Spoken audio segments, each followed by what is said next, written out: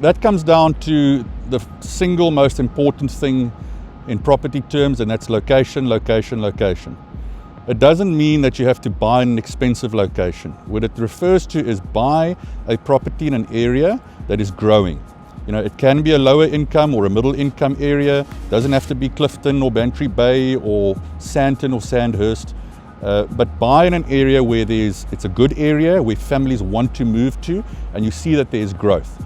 So that would be the first thing. Then the second step would be to decide, what are you buying for? Are you buying for yourself to live in, or are you buying for investment purposes?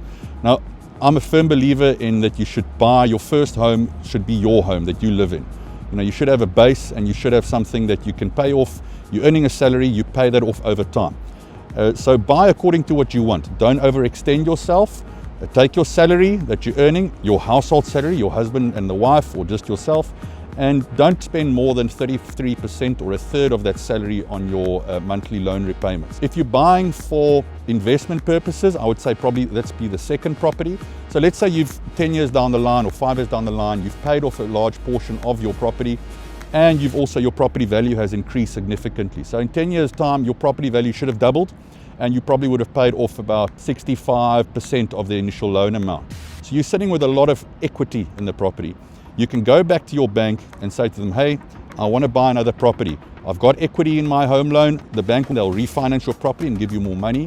You can take that money and put it down as a deposit, or buy a second property.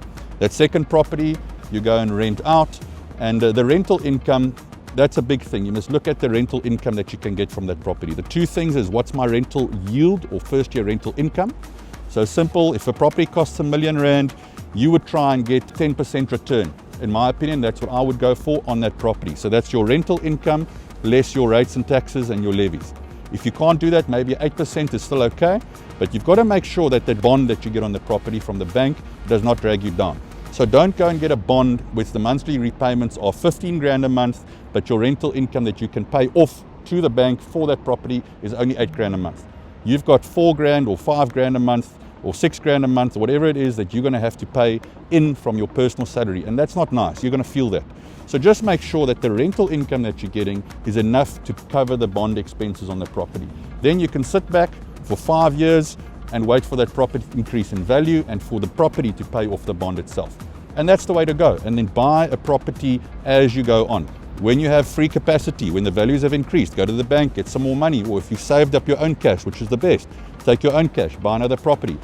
And you'll be surprised, but that compounds over time. You're buying 1 a year, 2 a year after 5 years, 3 a year after 10 years. And so after 20 years, you're sitting with a portfolio of 20, 30 properties that's worth a few $1 million. That's how I would look at it from a home buyer point of view and from getting into the property investment market.